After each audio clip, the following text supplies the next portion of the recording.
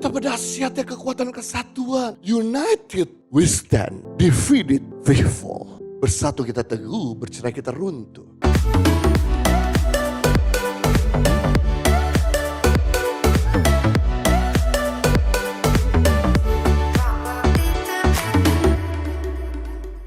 Itu sebabnya saya mau bagi kepada kita semua pada pagi hari ini bagaimana power unity bisa terjadi. Kekuatan kesatuan itu bisa terjadi. Kuasa kesatuan itu bisa terjadi. Yang pertama, kekuatan kesatuan bisa terjadi ketika kita bisa bekerja sama satu dengan yang lain. Sadarilah kita ini merupakan satu potongan puzzle daripada puzzle-puzzle yang lain. Mungkin Anda berkata begini, kamu tanpa saya tidak bisa sempurna gambarmu. Betul. Tapi kalau kamu muncul sendirian tanpa yang lain, lebih gak jelas lagi gambarmu apa.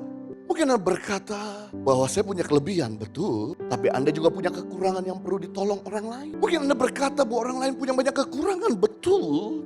Tapi orang lain juga punya kelebihan yang bisa menopang dan mengcover dirimu. Kita ini merupakan satu anggota daripada seluruh tubuh. Ada yang jadi mata, ada yang jadi telinga, ada yang jadi tangan, jadi mulut. Kita gak bisa berkata sebagai mata, mulut kau kalah, saya lebih bagus daripada kamu. Sebab tanpa mata kamu gak bisa lihat apa-apa. Mulut juga gak bisa berkata, hei mata, kamu lebih rendah pangkatmu, derajatmu daripada saya mulut. Kalau kamu gak ada mulut, gak ada yang bisa bicara. Gak bisa, ketahuilah.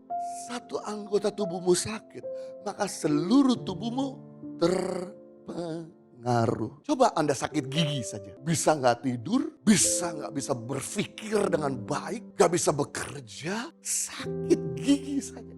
Coba sakit pinggang saja, urat kejepit. Di antara tulang ada urat yang masuk kejepit. Anda udah gak bisa gerak, jalan sama sekali, harus pakai kursi roda. Makanya kita perlu memperhatikan anggota tubuh yang lemah. Agar mereka diperhatikan, ditolong agar cepat sembuh. Kita gak bisa berkata untuk diri kita sendiri, ngapain saya gak peduli sama kamu mata. Saya gak peduli sama kamu telinga. Saya gak peduli sama kamu jantung. Gak bisa berkata demikian. Kita satu kesatuan dalam keluarga. Kita satu kesatuan dalam perusahaan. Kita saling membutuhkan satu dengan yang lain. We have to work together. Justru anggota tubuh yang lemah, anggota tubuh yang kurang baik, punya pengaruh yang penting. Anda gak bisa berkata, hei paru-paru, kamu lebih buruk daripada saya. Hidung saya lebih manis daripada kamu paru-paru. Saya kasih tahu, paru-paru tanpa hidung masih bisa hidup. Tapi hidung tanpa paru-paru gak bisa hidup. Mungkin Anda sebagai mata berkata, saya lebih cantik daripada jantung. Justru anggota tubuh yang gak kelihatan punya pengaruh yang sangat penting. Sebab jantung tanpa mata masih bisa hidup. Mata tanpa jantung gak bisa hidup. Kau jadi bangke, kau jadi busuk tanpa jantung. Makanya kita perlu perhatikan kalau ada anak yang lemah. Kalau lagi orang tua lagi lemah. Kalau ada teman di kampus kita lagi lemah, kita perlu perhatikan, kita perlu tolong agar mereka kuat kembali. Sebab mereka begitu kuat, mereka akan topang bersama-sama kita. Kita belajar jangan jadi kereta lokomotif yang hanya punya kekuatan dari kereta depan. Tapi kita perlu belajar dari kereta Shinkansen, yang dimana setiap gerbong punya kekuatan untuk menariknya. Maka kecepatan lebih daripada 350 km per jam. Betapa dahsyatnya kalau kamu menguatkan anakmu, suamimu, istrimu, maka kita lari lebih cepat dari sebelumnya. Kita akan mengejar target-target yang sisa beberapa bulan lagi di tahun ini. Kejadian pasal yang ke-11 ayat yang ke-6.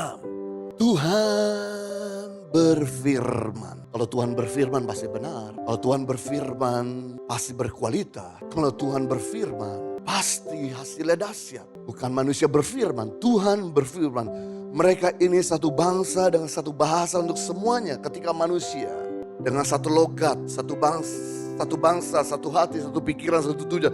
Mereka ingin membangun menara Babel yang tingginya sama seperti Allah. Tuhan berfirman, mereka di satu bangsa dengan satu tujuan untuk semuanya. Satu bangsa dengan satu hati untuk semuanya. Ini kata Tuhan barulah permulaan usaha mereka. Mulai dari sekarang, apapun juga yang mereka rencanakan tidak ada yang tidak dapat terlaksana.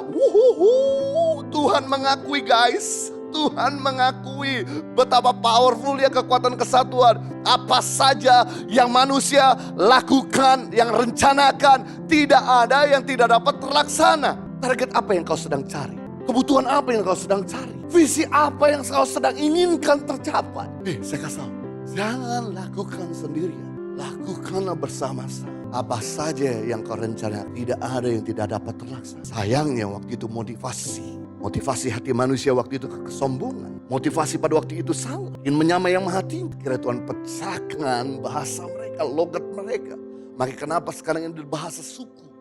Ada bahasa daripada berbagai negara. Karena mereka punya motif yang puji syukur kepada Tuhan. Kita semua yang sudah dalam Kristus, sudah ditebus dengan darah Kristus, dan kita menerima darah Kristus, maka kita menjadi satu saudara di dalam Kristus. Kita menjadi saudara di dalam Kristus. Saudara tahu kata saudara? Kata saudara berasal dari akar kata satu darah. Katakan satu darah. Berarti ketika kita menerima darah Kristus, kita merupakan saudara dalam Kristus. Jadi jangan sungkan-sungkan untuk minta tolong kami. Jangan sungkan-sungkan untuk minta tolong temanmu di Komsel. Jangan sungkan-sungkan untuk minta tolong temanmu yang ada di gereja. Karena mereka saudaramu. Karena mereka keluargamu. Karena mereka akan topang. Saya sama istri, bersama full timer dan anak-anak asrama di seluruh Indonesia. Setiap pagi membawa doa-doa yang masuk dalam gereja ataupun dalam yayasan Daang Pengharapan. Untuk kami doakan.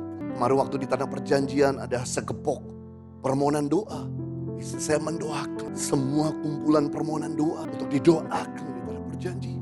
Memang Tuhan hadir di mana-mana. Tapi paling tidak memotivasi untuk kami doakan kalian bukan cuma ada di Indonesia. Kami keluarga saudara. Betapa dahsyatnya kekuatan kesatuan. United we stand, divided we fall. Bersatu kita teguh, bercerai kita runtuh. Impact Community Indonesia telah mengadakan 3 kali ibadah setiap hari Minggu.